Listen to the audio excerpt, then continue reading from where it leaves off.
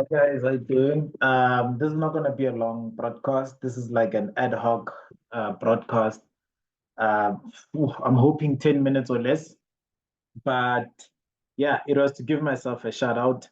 Um, my US portfolios are sitting at 10,977. Wait for it.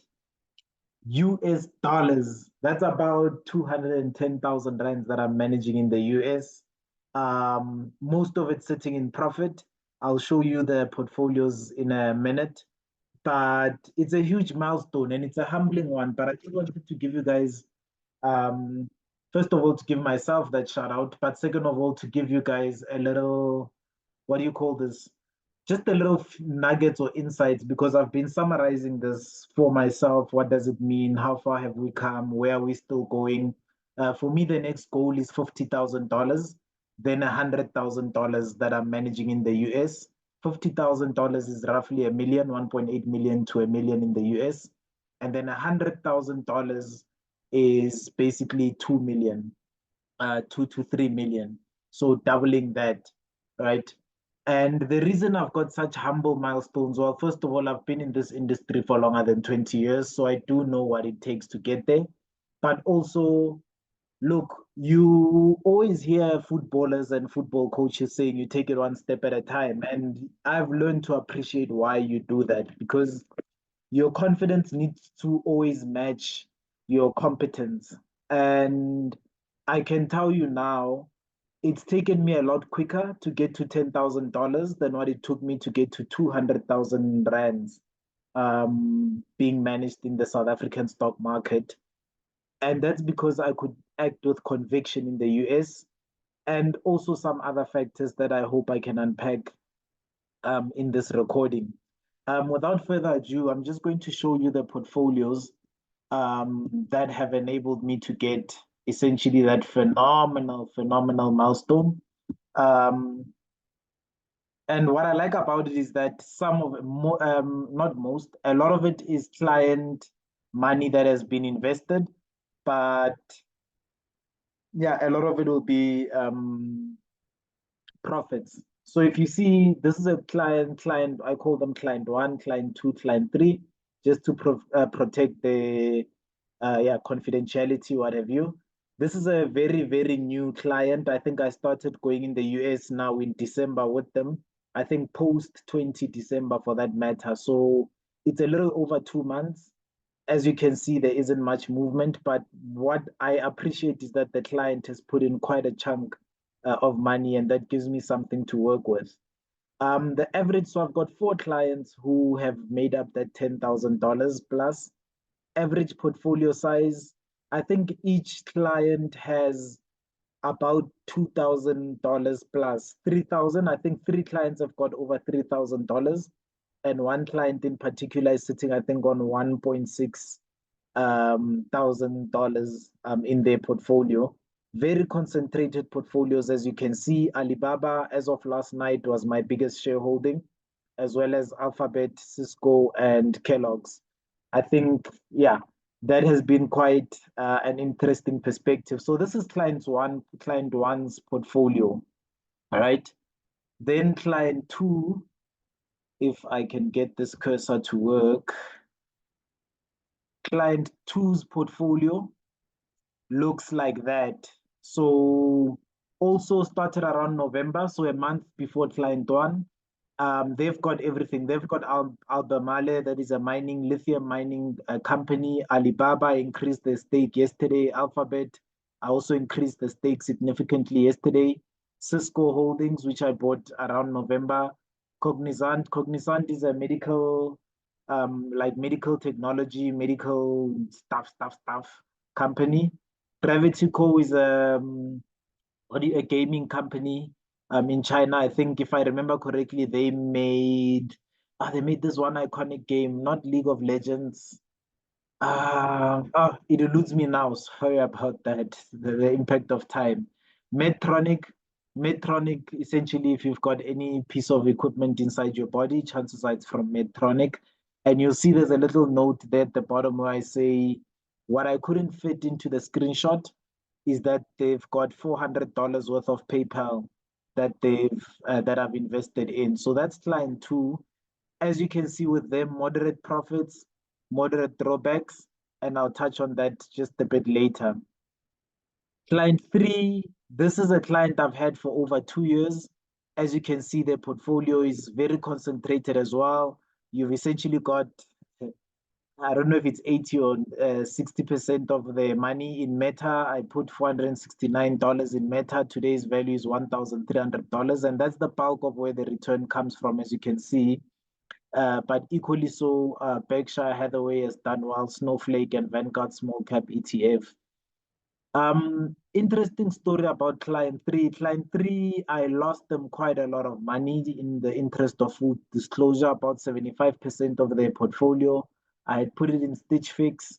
Stitch Fix then raised a few capital rounds of financing, which is why I don't do new companies anymore. And yeah, I lost them quite a bit of money. And now I've doubled where I had put them, and I'm left with just a little bit more so that they break even. And yeah, essentially I can return the portfolio to profits. But what matters is the experience. As I say, competence and confidence um, going together. Trust me, it's one of the scariest things in the world when a client is sitting on negative 75% and you decide that, listen, I'm going to sell all of these small pieces of investments and I'm going to put all of them inside one company. And that company then goes on to bring you 176% return. I mean, look at that, $827 in profits. So that's, yeah, listen, it's nothing to play with or not write home about. But those of you that are experts, you can engage me, can have the conversation. The investment thesis on Meta is quite straightforward. I've probably shared it in other videos. And so for me, it wasn't a risk, it was a no-brainer. That's client three, the longest client. Then client four is probably one of my most diverse clients. What's interesting with client four is that if you look at their Meta, I've got $250 in Meta and the current value is 767. So we're sitting on a profit of $516, which is a 205% return on the client. So I've taken out $1,000 from Meta from client four, and they're sitting in $1,000 worth of cash. We are probably going to put that in Alibaba. I'm just having conversations with the client to find out if they're comfortable with me having such a concentration inside the portfolio. Otherwise, I'll spread it out. It'll probably be $600 added there, and then a mix across the group. As I say, what was impressive for me is that I've already returned truckloads. We invested $600, and then when it eventually hit my price targets, I took $1,000 out of the portfolio or out of the stock, and now we're sitting in cash in that regard. The rest of client four's portfolio is PayPal, $180. That's probably also where I'll add some of that $1,000 if they say they're uncomfortable with me putting it all in Meta. And then, yeah, that's the remainder of the portfolio at client four. And that makes up the entirety of my US exposure. If I can, how do I do this without sharing confidential chats with my people? It's fine, I'll just leave it there. My top holdings are Alibaba. I'm holding about $1,900 in Alibaba. I'm holding, then the next one is Meta. Because of this significant gain, I'm holding about $2,000 in Meta, but Alibaba, I'm still going to add $600. That's why I put it at number one. Then I'm sitting at $1,400 in Alphabet. So we've got essentially 2,000, 2,000, 1,400. Then I'm sitting in 730 in Cisco. And then after Cisco, it's Intel.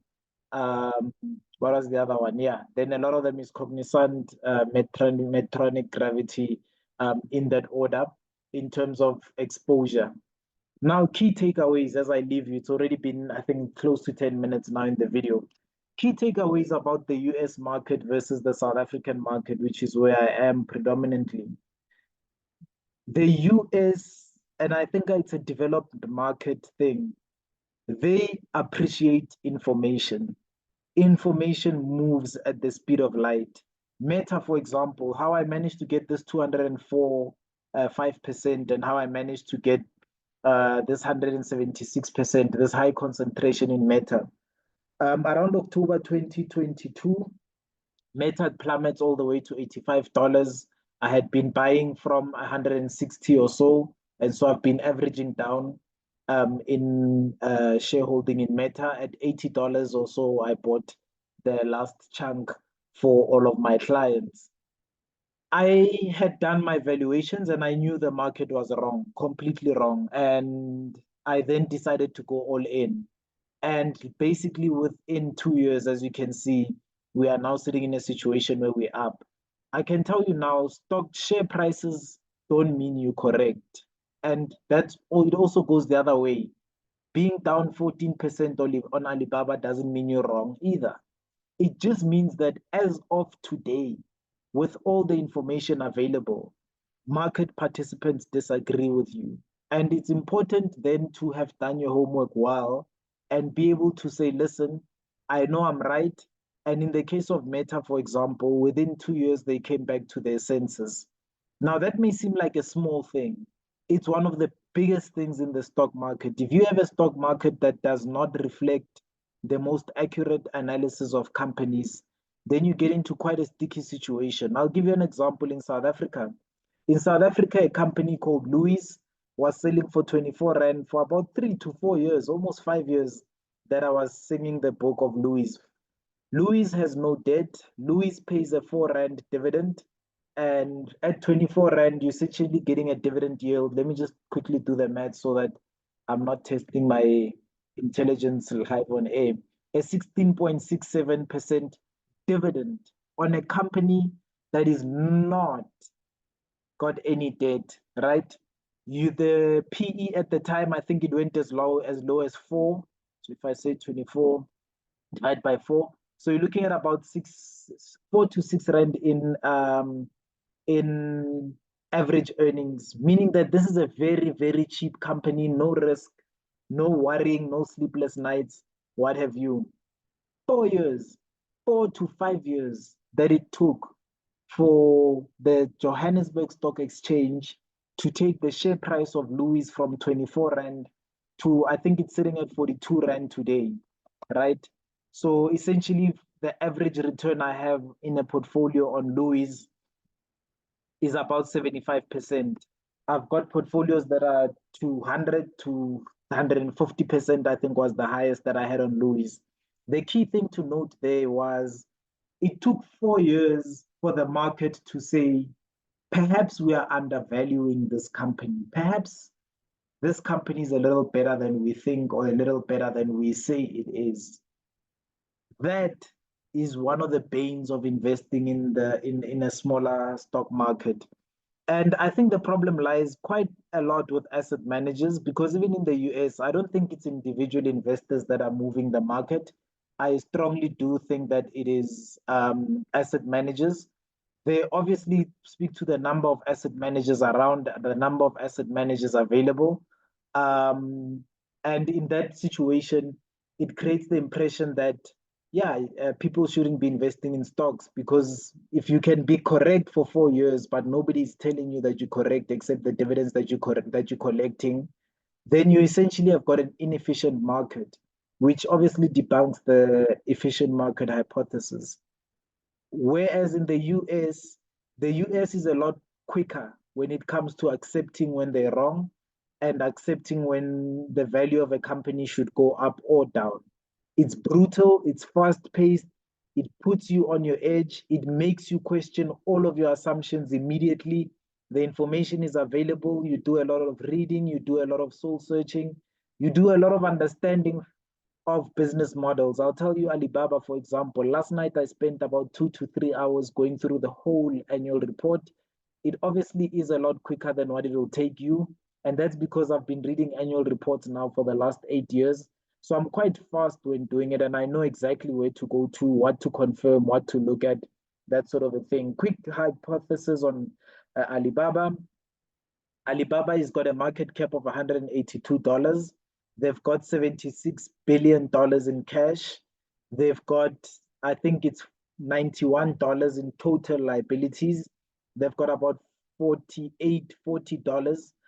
billion in current liabilities, meaning that their cash can pay off their current liabilities tonight if they wanted to, and then the remainder of it would be able to pay off their long-term liabilities.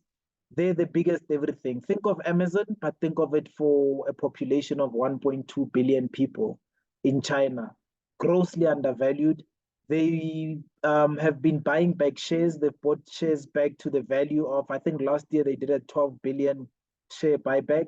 They've approved a 40 billion share buyback. And anyway you look at it, the numbers are just insane. Alibaba is basically the king of e-commerce and artificial intelligence. If you read the annual report, you will see that the reason they've been able to take China from, in the last 20 years, from a rural country to basically a competing middle-class country is through a lot of understanding of the logistics of the country, the population, the spending patterns, all of that stuff. Alibaba is concerned with creating the businesses of the future, that sort of a thing. Obviously, the aim of this presentation was not to speak my book in terms of convincing you to buy any one share. This is not investment advice. I am qualified to give investment advice. If you remember correctly, I've got my 84% in class of business investments. I've got my RE1, I've got my RE5. So I'm very qualified to give you investment advice. I'm not shy to do that. And so I'm not disclaiming because I don't think you should not buy Alibaba. I'm just disclaiming because that is the research that I have done. So I'm comfortable with it in a way that you probably will not be comfortable unless you go do the work yourself. I've got my own conviction. I can't hotspot you conviction. But I just wanted to say to myself, to all the people that have always talked to me about shares, to my clients that have given me the money to do this, big ups. We've hit $10,000. We are a blip in the investment universe, but we're a blip that matters. We are in sub-Saharan Africa with internet, a calculator, and a spreadsheet. There is quite a bit that you can do when it comes to importing of money. I think as you can see from a lot of the portfolios, that's just something that somebody once shared with me. From what you can see with a number of the portfolios, I think close to $1,000 of that $10,000 is actual profit. So my clients have probably given me about $9,000 worth of money to invest, and I've then created about $2,000 worth of profits with that. Something to brag about. It's a feather in my cap. I'm excited. I've worked hard to get to this position. I'm willing to fight you guys as I see some of the memes that I've got there. I'm willing to fight you guys for that view and for that opinion. $10,000, well done. Feather in our cap. To the next 10 so that we get to 20, 30, 40, but 50 is the next milestone I'm looking at. And then $100,000 will be where we essentially walk with a certain type of swerve and swagger in the streets. Thank you very much, guys. Chairman Mo, it was lovely presenting to you. Here's to more.